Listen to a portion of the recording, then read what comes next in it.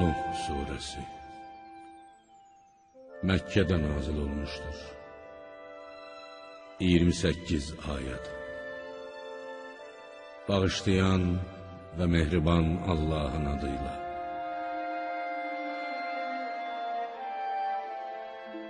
Həqiqətən biz Nuhu qövmünə şiddətli bir əzab gəlməmişdən əvvəl onları Allahın əzabı ilə qorxut deyə öz tayfasına peyğəmbər göndərdik.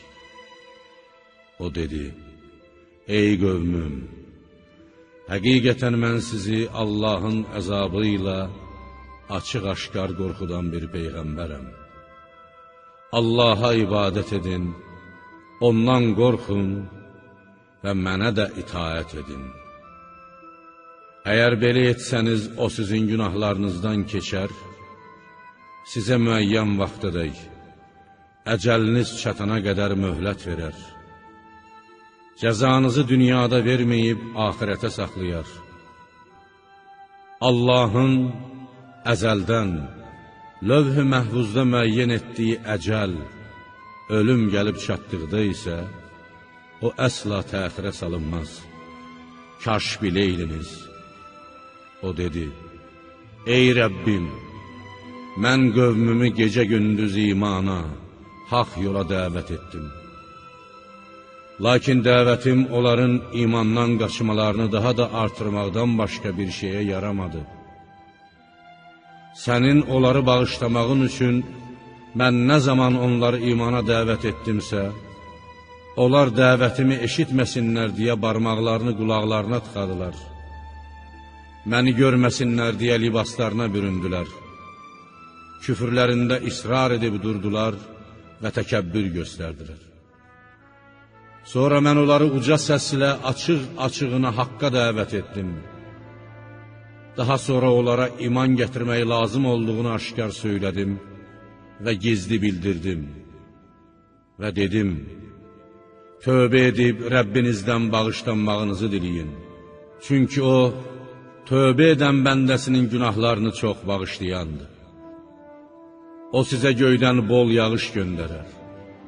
O sizə mal-dövlət, oğul-uşaq əta edər. O sizin üçün bağlar, bağçalar yaradar və çaylar axıdar. Sizə nə olub ki, Allahın əzəmətindən çəkinmirsiniz? Halbuki o sizi cürbəcür və ya müxtəlif mərhələlərlə əvvəl nütvə, sonra laxtalanmış qan, sonra bir parça ət və nəhayət insan şəklində xəlq etdi. Məyər görmürsünüz ki, Allah 7 göyü bir-birinin üstündə qat-qat necə yarattı? Orada ayı bir nur, günəşi də bir çıraq etdi. Və Allah sizi, atanız Adəmi yerdən, torpaqdan bir bitki kimi göyərtdi. Sonra sizi yenə ora qaytaracaq və qiyamət günü dirildib oradan da çıxardacaqdır. Allah yeri sizin üçün xalı etdi. Fərş kimi ayaqlarınızın altına döşədi ki, onun geniş yollarında gəzəsiz. Nuh dedi: Ey Rəbbim, onlar mənə qarşı çıxdılar və mal-dövləti, oğul-uşağı özlərinə ziyandan başqa bir şey artırmayan kimsələrə, öz kafir başçılarına tabi oldular. Onların kafir başçıları mənim əleyhimə çox böyük bir hilə qurdular. Və tabeçiliyində olanlara dedilər: Öz tanrılarınızı tərk etməyin. Xüsusilə Vəddi, Suv'aı, Yəğusu, Yəuqu və Nəsri atmayın. Onlar çoxlarını yoldan çıxartdılar. Sən də ey Rəbbim, ancaq onların zəlalətini artır. Onlar öz günahlarından dolayı suda boğdurulub cəhənnəmə daxil edildilər. Və özlərinə onları Allahdan, Allahın əzabından qurtaracaq köməkçiləri də tapa bilmədilər. Nuh dedi: Ey Rəbbim, yer üzündə bir nəfər belə kafir qoyma.